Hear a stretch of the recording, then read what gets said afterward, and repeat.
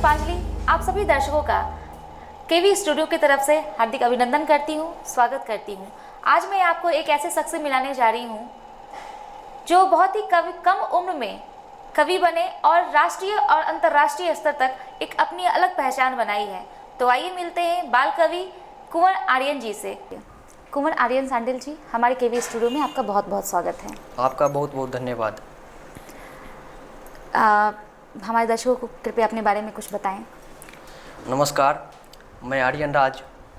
मेरा घर बछवाड़ा हुआ और मेरे गांव का नाम झमटिया है। मेरे पापा जी का नाम वीरेंद्र कुमार और मम्मी का नाम मीना देवी है। वह एक गृहिणी है। मेरा 10वीं हाई स्कूल नारेपुर से हुआ और मैं 12th की पढ़ाई उच्च महाविद्यालय गणेश दास से किया। इतने कम उम्र में आर्यन जी इतनी प्रसिद्धि आपको मिली साहित्य के क्षेत्र में, तो साहित्य के क्षेत्र में आपका आना कैसे हुआ? मैं साहित्य के क्षेत्र में अपने आगमन को द्वंद्व के रूप में मानता हूँ। मैं जब दूसरी कक्षा में था, मैं कॉन्वेंट स्कूल में पढ़ता था अपने गांव के। तो उस समय वहाँ पे गर्मी की छुट्टी हुई, तो लाजमी था कि मैं बच्चा था और स्कूल जाना तो चाहता नहीं था। बिल्कुल। और उस समय मेरे टीचर किए कि जो अपने अपने कहीं घूमने नहीं जा रहे हैं वो अपने आके पढ़ सकते हैं। तो पापा बोलते थे कि पढ़ने के लिए जाओ। तो उसके लिए मैं पापा से 5 रुपया मतलब डेली टैक्स लेता था कि नहीं पढ़ने जाऊंगा तो आपसे रुपया लेना बनेगा ही। तो मैं जब रुपया लेकर एक दिन बाज़ार गया, उसी समय स्कूल जाते समय, तो मैं मतलब एक जा रहा है होटल में कि कुछ अपना खाऊं पीऊँगा। तो मैंने देखा कि एक तरफ कहानी की किताब है और एक तरफ होटल। तो मेरा बचपन का द्वंद्व वहीं से शुरू हो गया। न चाहते हुए भी मैंने कहानी का किताब खरीदा और उस बाल रूप को देखिए कि उन्होंने किताब पे रुचि ली। उसके बाद मैंने कहानी का किताब जब से पढ़ना स्टार्ट किया तो धीरे धीरे कहानी के प्रति मेरा एडिशन हो गया। जिस प्रकार लोगों को एक लत लग जाती है, तो रात को मैं यदि ये कहानी का या कोई भी बुक नहीं पढ़ता तो मुझे नींद नहीं आती थी। तो धीरे धीरे मेरा पुस्तक पढ़ने की रुचि बढ़ती गई और मैं पुस्तक पढ़ते गया। यहाँ तक कि अब घर में महाभारत, रामायण या सब भी मिलता था, मैं उसे पढ़ लिया। उसके बाद 8वीं तक आते आते मैंने स्नातक तक के हिंदी साहित्य को पढ़ लिया। वाह। जिससे आप पढ़ लेते तो आपके मन से कुछ ना कुछ निकलने लगता है। तो जिसका स्वरूप ये हुआ कि मेरा साहित्य क्षेत्र में आगमन हुआ और मैं कुछ लिखना शुरू किया। तो अभी तक आप किस किस जगह तक आप कहाँ तक आपने साहित्य का ये किया है आपने? मैं तो विभिन्न पत्र पत्रिकाओं के माध्यम से छपता रहता हूँ। सर्वप्रथम मैं कानपुर उत्तर प्रदेश में छपा था। उसके बाद हरियाणा प्रदीप अखबार है वहाँ का काफ़ी फेमस, वहाँ पे मेरी एक गज़ल छपी थी। उसके बाद एक आता है हम हिंदुस्तानी करके अमेरिका में पत्रिका, उसमें मेरी एक गज़ल छपी थी। तो मेरी सबसे ज़्यादा हाईएस्ट अमेरिका तक में छप चुकी है गज़ल। आर्यन जी, कहा जाता है कि साहित्य समाज का दर्पण होता है। जी जी। तो इस चीज़ को आप कहाँ तक मानते हैं? साहित्य को मैं समाज का दर्पण इसलिए मानता हूँ क्योंकि जब आप कोई आईना देख रहे होते हैं तो आपकी चित्र को वहाँ पे हूबहू दर्शाया गया होता है।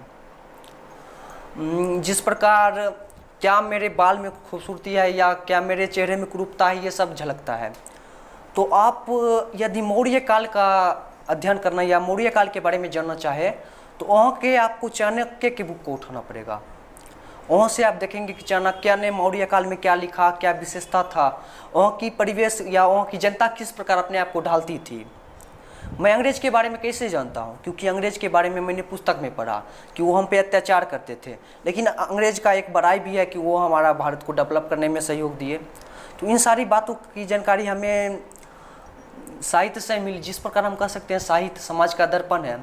अभी के दौर में हम कोई फिल्म देखते हैं, सीरियल देखते हैं, तो फिल्म और सीरियल को ही साहित्य से रूपांतरित किया जाता है।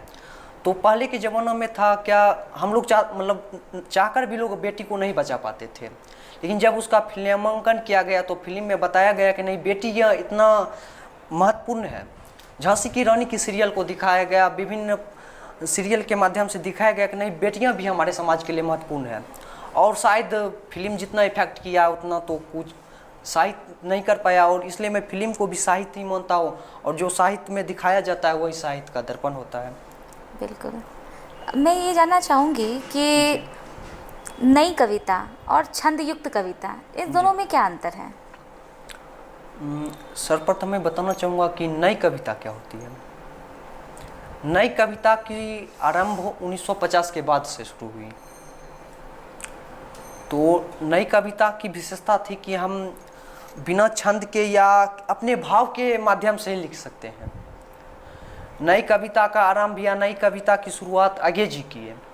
जिस प्रकार अभी आपके मन में एक बिंब बनती है, आप एक गरीब बुढ़िया को देखती हो, तो आपके मन में लगता है नहीं, उस गरीब बुढ़िया के प्रति मुझे कुछ लिखना चाहिए, तो आप सीधे तौर पर लिख सकती हो, उठाता हूँ एक कलम, देखती एक बुढ़िया को, रोती झगड़ती वो, बिलखाती कदमों के नीचे।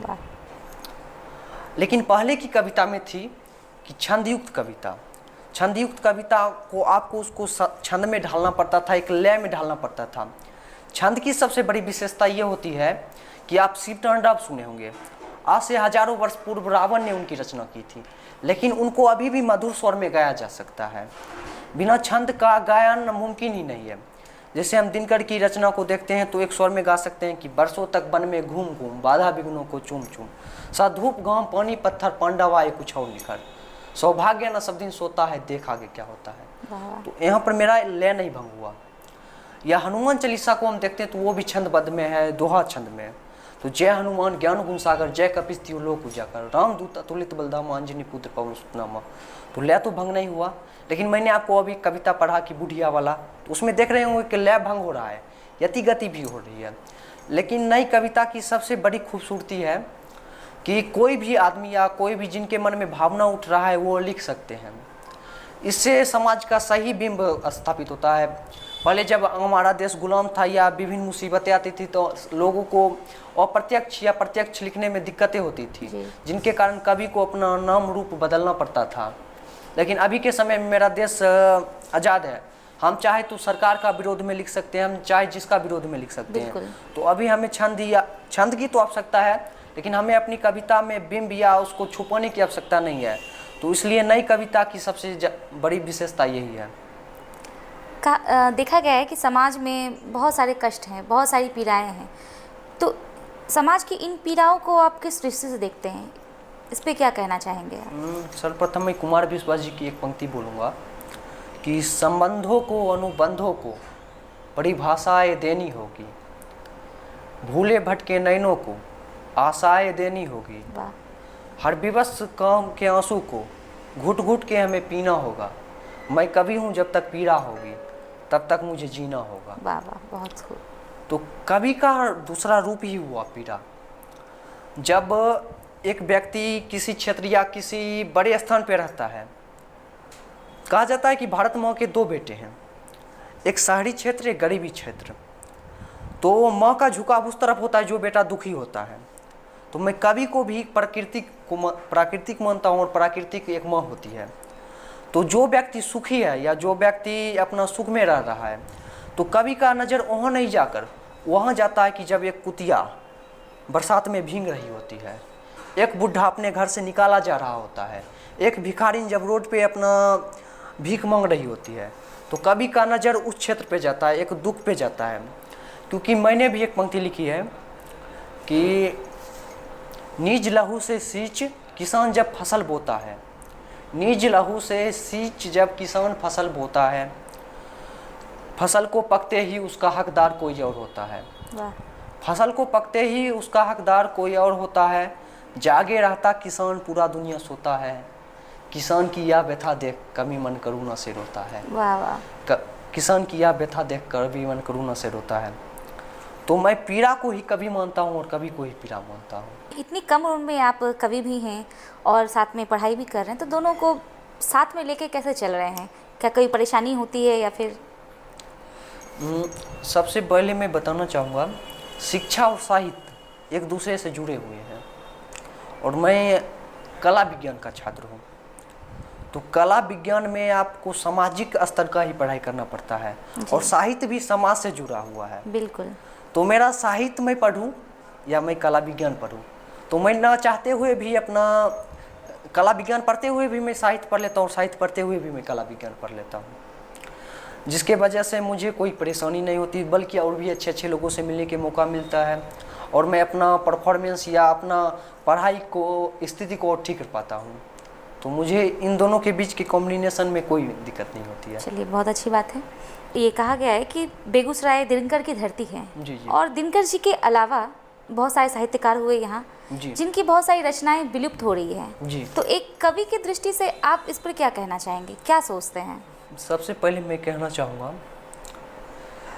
जब तक लोग जागरूक नहीं होंगे तब तक उनकी रचना को बचाया नहीं जा सकता है। मैं एक छोटी सी घटना आप लोगों के साथ शेयर करता हूँ। मैं बरौनी के एक निपनिया गांव है, जहाँ के एक महाकवि हुए व्याकरणाचार्य जिनका लोहा स्वयं दिनकर जी माने, उनका नाम था लक्ष्मी नारायण मुकुर जी।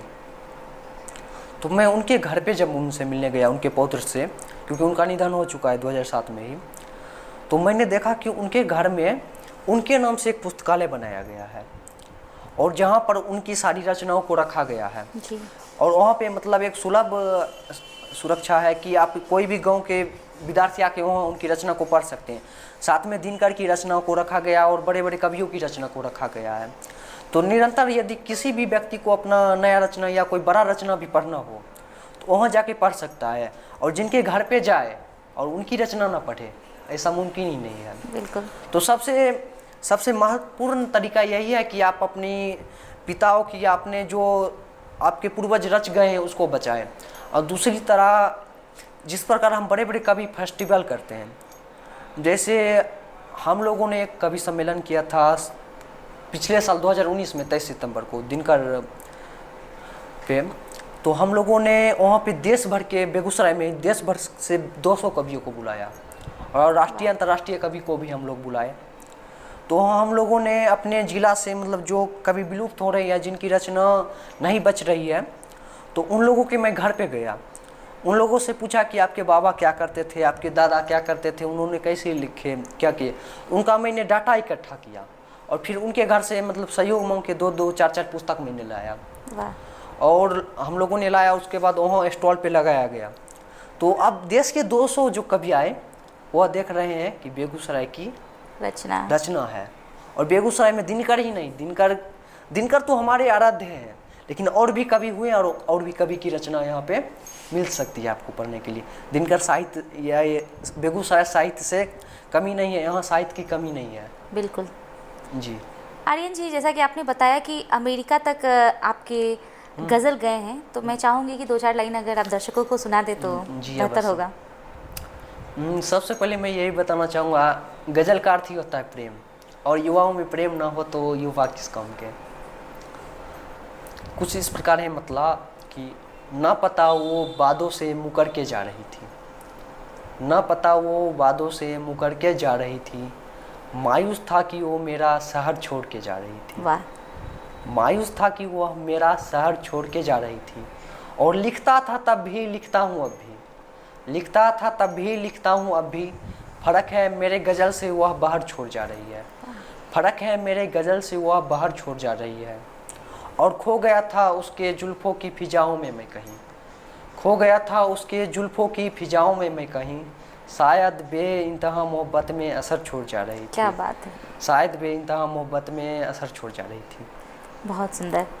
अच्छा, ये बताइए कि प्रेम रस और श्रृंगार रस, 2 तरह के रस हैं, बहुत सारे रस हैं, लेकिन प्रेम रस और श्रृंगार रस, एक युवा के लिए इन दोनों के बीच चयन करना कितना मुश्किल है?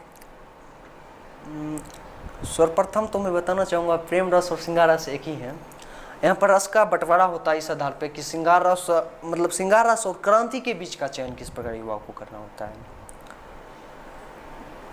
तो सर्वप्रथम यदि मैं, आप लोग सुने होंगे एक शायरी कि प्रेम आग का दरिया है और डूब कर जाना है।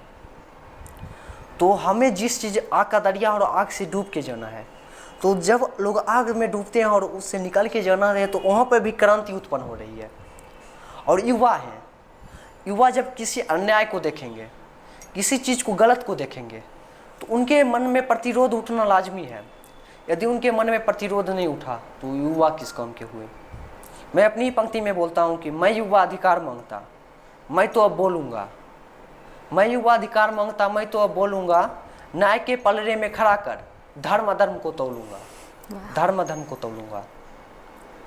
तो युवाओं और क्रांति का एक दूसरे का बहुत अच्छा समन्वय है। हमने देखा चंद्रशेखर आज़ाद जी, भगत सिंह, इन सब को मोहब्बत हो गई क्रांति से, क्योंकि इन लोगों ने भारत माँ को रोते हुए देखा, भारत माँ की दुर्दशा को देखा, तो इनके मन में स्वतः क्रांति उत्पन्न हो गई। जिस प्रकार मैं बता सकता हूँ, मैं 9वीं में था तो मैंने देखा कि सर वहाँ पे गलत कर रहे हैं जी। तो मेरे मन में एक क्रांति उत्पन्न हुई। फिर एक बार सर बेनजायज हम लोगों से रुपया वसूली कर रहे थे प्रैक्टिकल के नाम पे, तो मैंने देखा एक गरीब का छात्र है, मतलब हम लोग तो खुशीपूर्वक दे सकते थे, एक मध्यम परिवार से हैं जी। मैंने देखा एक गरीब का छात्र है और वो मतलब रुपया देने में वो सक्षम है, तो उसको बोला गया कि नहीं बाबू, आपको तो 15 ही नंबर दूंगा 20 नंबर में, और हम लोग रुपया दे रहे थे तो हमको 19 नंबर मिल रहा था, जबकि वह छात्र मेधावी था। तो उसकी दुख को, उसकी व्यथा को देखकर मन में स्वतः क्रांति उत्पन्न हो गई, और फिर से मैंने छात्रों को लेकर फील्ड में उतरा और सर को फिर से झुकना पड़ा। तो क्रांति तभी उत्पन्न हो सकती जब हमारे साथ अन्याय हो। एक जगह आप लाइन पढ़े होंगे कहीं ना कहीं कि देश दुश्मनों से ज़्यादा हमें देश में जो अन्याय पे चुप रहने वाले व्यक्ति हैं उनसे खतरा है जी। तो जो न्याय के खिलाफ बोलेंगे या जो न्याय के प्रति आवाज़ उठाएंगे, चाहे वो 80 वर्ष के बूढ़े वीर कुंवर सिंह हो, वह युवा ही कहलाएंगे। बिल्कुल। चाहे वह 17 वर्ष की रानी लक्ष्मीबाई हो, वो युवा ही कहलाएंगे। बिल्कुल। क्योंकि मैं युवा और क्रांति को एक जैसा ही मानता हूँ। और बात रही श्रृंगार प्रेम की, तो कवि द्वंद्व में जीता है। दिनकर जी एक जगह रश्मि रथी लिख रहे थे कि वर्षों तक वन में घूम घूम बाधा विघ्नों को चूम चूम, आदुर्योधन बंध मुझे जंजीर बढ़ा साध मुझे। वहीं पर वो लिख रहे थे उर्वशी के प्रेम को, कि उर्वशी वो धरती लोक पे आई और यहाँ धरती लोक के एक राजा से उसे किस प्रकार प्रेम हो गया, जबकि वहाँ तो इंद्र भगवान भी हैं। उर्वशी एक अप्सरा है, उसको उनको तो भगवान से भी प्रेम हो सकता है, उनके लिए कोई बड़ी बात नहीं है, लेकिन प्रेम एक राजा से, वह भी धरती लोक के। जयप्रकाश जी लिखते हैं, जयप्रकाश जी कमायनी, तो कमायनी में वो प्रेम को लिखते हैं, और उसी समय वह चंद्रशेखर आज़ाद को मतलब पीटते देखकर भी क्रांति लिखते हैं। तो युवा में प्रेम और क्रांति का समन्वय है, और प्रेम और क्रांति के बिना मैं युवा को युवा मान ही नहीं सकता। बिल्कुल। आर्यन जी, मैं अब चाहूँगी कि आप अपनी कुछ रचनाएं हमारे दर्शकों तक रखें। सर्वप्रथम मैं आपको बताना चाहूँगा, अपनी एक विशेषता छुपानी नहीं चाहिए। मैं एक आंसू कवि हूँ। आंसू कवि का अर्थ होता है कि आप उन्हें कुछ शब्द दें और वो सब आपको 5 सेकंड के अंदर उसी शब्द में रचना सुना दे। तो सबसे पहले मैं अपने आंसू कवित्व का आपके सामने प्रस्तुत करना चाहूँगा। आपसे एक शब्द चाहूँगा और आप शब्द दें और मैं आपको क्षणिक भर में कविता सुना दूँगा। अभी जहाँ तक प्रेम रस की बात चल रही थी, तो मैं प्रेम रस का ही एक शब्द देती हूँ। ठीक है। प्रेम, देखिए, प्रेम एक सरल मार्ग है। प्रेम एक सरल मार्ग है, वही नवयुवक नवयुवतियों का श्रृंगार है। वाह। प्रेम एक सरल मार्ग है, वही नवयुवक नवयुवतियों का श्रृंगार है। इस पथ पे सच्चाई है, इस पथ पे अच्छाई है। जिसमें छल कपट हो, जिसमें और परपंच हो, वह नहीं इसमें चल सकता है, ना वो इसमें गल सकता है। प्रेम एक मधुर प्यार है, प्रेम एक श्रृंगार है जो वर्षों तक चलती जाएगी, जो वर्षों तक बढ़ती जाएगी। प्रेम ही सत्य है, प्रेम ही अचल है। प्रेम की जय हो, प्रेम की जय हो। वाह, बहुत सुंदर। और मैं अपनी पहले से भी कुछ रचना किया हूँ, वो आप लोगों के समक्ष डालता हूँ। बिल्कुल। गांधी मैदान में जब मैं प्रस्तुति कर रहा था, तो मैंने देखा कि विभिन्न जगहों के लोग अपनी अपनी कविता को प्रस्तुत कर रहे हैं। तो मैंने कहा कि मैं बेगूसराय की मिट्टी से हूँ और यहाँ अंक का देश है, यहाँ के राजा कर्ण थे। तो वो किस प्रकार, मतलब हम लोगों का बोली किस प्रकार है और हम लोग अपने करारा भाषा में किस प्रकार अपने विरोधियों को जवाब देते हैं। तो मैंने यहाँ के क्षेत्रीय भाषा में एक कविता वहाँ पे पाठ किया और वहाँ के गांधी मैदान पूरा मेरी तरफ आकर्षित हो गया। वह पंक्तियाँ 4 पंक्ति मैं आपके समक्ष रखता हूँ कि रे रे 65 में अवकाश तोहर बताए दिलियो, रे 65 में अवकाश तोहर बताए दिलियो, 75 में ठेहुनक नीचा बैठा दिलियो, 75 में ठेहुनक नीचा बैठा दिलियो। लगे छे तो भूल गेलियन कारगिल की कहानियाँ, लगे छे तो भूल गेलियन कारगिल की कहानियाँ। जत्ते आबादी छोड़े तोहर पाकिस्तानिया, जत्ते आबादी छोड़े तोहर पाकिस्तानिया, ओहि ज्यादा हमें लोग उपजावे छिए बेगूसराय के 1 कट्ठा में धनिया हम लोग। तो मेरी यह रचना काफ़ी प्रसिद्धि ली और बाद में मुझे पता चला कि बिहार के अलग अलग कोनों में यह रचना पढ़ी गई। यह रचना मुझे, इस रचना से मुझे थोड़ा अपना लोकप्रियता मिला। लेकिन ये दुनिया का सार है कि दुनिया के सारे लोग मृत्यु से डरते हैं। मैं एक युवा हूँ और हमारे देश ने दिया है महाभारत को, गीता को, तो गीता मृत्यु के संदर्भ में क्या कहता है, तो मैं उसको अपने छंद में ढालकर प्रस्तुत किया हूँ, आप लोगों के समक्ष रखता हूँ कि अस्त्र शस्त्र शोक रहित पुण्य आत्मा मिटी है क्या, अस्त्र शस्त्र शोक रहित पुण्य आत्मा मिटी है क्या, जिस्म से रूह की साथ क्या कभी छूटी है क्या, जिस्म से रूह की साथ क्या कभी छूटी है क्या। सहस्त्र बार मर चुका, सहस्त्र बार मर चुका, फिर से मैं मरूंगा क्या, मृत्यु लोक पे खड़ा मौत से डरूं मैं क्या, मृत्यु लोक पे खड़ा मौत से डरूं मैं क्या। यह रचना को भी विभिन्न पत्र पत्रिकाओं में अच्छा स्थान मिला। साथ में इसको दर्शन के जगह पे भी रखा गया, फिलॉसफी के जगह, कि लोग अपने मौत को किस तरह से देखते हैं। तो 1-2 फिलॉसफी के बुक में भी मेरी ये 4 पंक्ति को स्थान मिली। और फिर मैं एक छंद लिखता हूँ जो साहस पे है। लोग जब मार्ग भूल जाते हैं तो वह उनके लिए क्या सही हो सकता है, एक सच्चे व्यक्ति का वहाँ पर क्या भूमिका है, मैं लिखता हूँ अपनी पंक्तियों में कि है डगर कठिन मगर हौसला बढ़ाएं हम, है डगर कठिन मगर हौसला बढ़ाएं हम, जो भटक रहे पथिक सही पता बताएं हम, जो भटक रहे पथिक सही पता बताएं हम। धूप अंधकार शहर रोशनी जलाए हम, धूप अंधकार शहर रोशनी जलाए हम, बिजलियों के साए में आसिया बनाए हम, बिजलियों के साए में आसिया बनाए हम। सत्य परेशान मगर झूठ से लड़ेंगे हम, सत्य परेशान मगर झूठ से लड़ेंगे हम, देशद्रोह जुल्म सितम को नहीं सहेंगे हम, देशद्रोह जुल्म सितम को नहीं सहेंगे हम। नफरतों की आग को प्यार से बुझाए हम, नफरतों की आग को प्यार से बुझाए हम, प्रेम प्रीत भाव से मीत को रिझाए हम, प्रेम प्रीत भाव से मीत को रिझाए हम। नेक इरादे बदी की बात ना करेंगे हम, नेक इरादे बदी की बात ना करेंगे हम, आज से कुरीतियों का त्याग भी करेंगे हम, आज से कुरीतियों का त्याग भी करेंगे हम। वाह, बहुत सुंदर। आर्यन जी, जैसे अभी कुछ दिन पहले आपने बताया कि आपने राष्ट्रीय अंतर्राष्ट्रीय बहुत सारे कवि सम्मेलन आयोजन किए और उसमें भागीदारी भी ली है, तो इस तरह के सम्मेलन नए कवि, युवा कवि के लिए किस प्रकार सहारा है, कितना सहयोग मिलता है इन चीज़ों से? सबसे पहला कि इससे युवाओं का साहित्य के प्रति आकर्षण बढ़ती है जी। और जब हम जैसे युवा कलम लेकर लिखना चाहते हैं, तो मैं बताया था कि 8वीं में मुझे मौका मिला था लिखने का, ठीक है, लेकिन मुझे कुछ लोगों ने बताया कि बाबूजी आपकी रचना नहीं हो सकती, तो मैं हताश हो गया था और मैंने लिखना बंद कर दिया था। अंतराल में 1-2 साल नहीं लिखा, तो क्योंकि मतलब मुझे कोई सहारा नहीं मिला था, मुझे कोई मंच नहीं मिल रहा था और कोई प्रोत्साहित करने वाला नहीं मिल रहा था। लेकिन मैंने 10वीं से फिर से अपनी रचना लिखना शुरू किया। मेरे साहित्य की वो दूसरा पारी थी, तो जब मेरी रचनाओं में ओज आया और मेरी रचनाओं में कुछ अस्थिरता आई और रचनाओं में शुद्धता आई, तो एक राष्ट्रीय कवि संगम का मंच है या संस्था कह सकते हैं, उसका स्थापना जब बेगूसराय में हो रहा था, तो 5 मुख्य स्थापक में मैं भी एक था।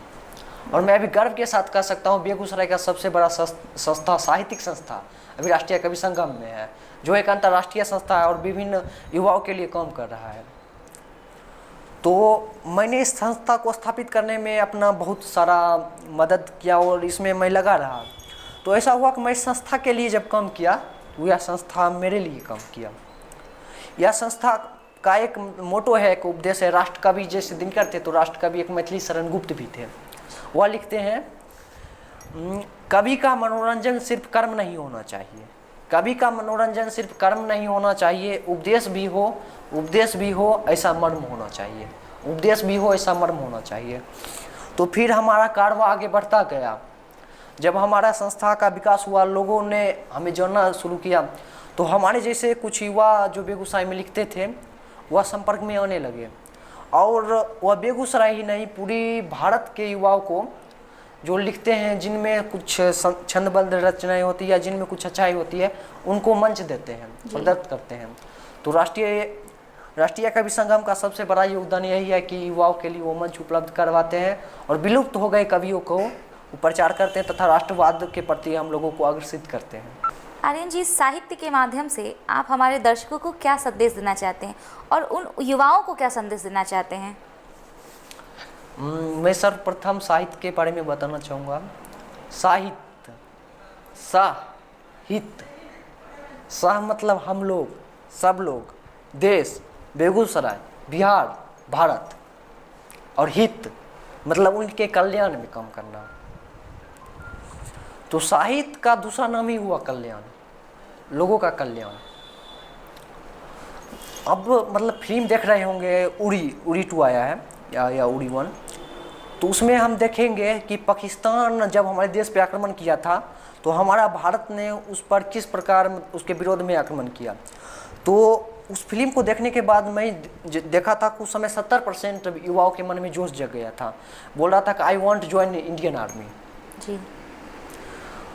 या जब बॉर्डर फिल्म आया तो बॉर्डर फिल्म देखकर लोगों के मन में जागा कि नहीं, मुझे इंडियन आर्मी बनना है। बिल्कुल। तो यह तभी मुमकिन हो पाया जब हम लोगों के सामने वह फिल्मांकन किया गया या साहित्य को वहाँ पर प्रदर्शित किया गया। हम लोग जब मुंशी प्रेमचंद की कहानियों को पढ़ते हैं तो उसमें देखते हैं गरीबों की व्यथा। तो बहुत सारे लोग गरीबों की व्यथा को देखकर उनके मन में एक आशा जगती है कि नहीं, ये गरीब है, इनका जीवन किस प्रकार चलता होगा जी। तो उनके मदद के लिए वो उठते हैं। बाबा नागार्जुन एक समय में नेहरू के पक्षधर थे, लेकिन नेहरू जी भी एक अच्छे प्रधानमंत्री के रूप में स्थापित हुए, मैं उनका निंदा नहीं कर रहा हूँ। लेकिन जब इंग्लैंड से एक महारानी आई थी जो हमारे देश पे शासन की थी, तो हमारा देश उस समय गरीबी में था और उनके स्वागत में फूलवन या बहुत सारे खर्चे किए जा रहे थे जो व्यर्थ करते थे। तो कभी वहाँ पे आवाज़ उठाता है नागार्जुन कि लो बैसाखियाँ उठाओ तुम, लो बैसाखियाँ उठाओ तुम, जो तुम्हें लूटा उसे फलो और फुलाओ तुम, उसे फलो और फुलाओ तुम। तो वहाँ के लोगों में उस समय राष्ट्रभक्ति आया और लोगों ने इस बात का विरोध किया। तो मैं कहना चाहता हूँ कि कविता के माध्यम से ही साहित्य उठती है। एक घटना मैं आप लोगों के साथ शेयर करूँगा। एक कवि हैं नीलोक्त मृणाल जी। उन कवि की सबसे बड़ी विशेषता ये थी कि जब वो यूपीएससी की एग्जाम दे रहे थे तो बिहारियों के साथ भेदभाव किया गया। हम बिहारियों के पास अंग्रेजी का उतना स्तर ठीक नहीं होता है, तो बिहारियों के साथ जब भेदभाव किया गया तो वह उसके पक्ष में उठे, उनके मन में क्रांति उठा।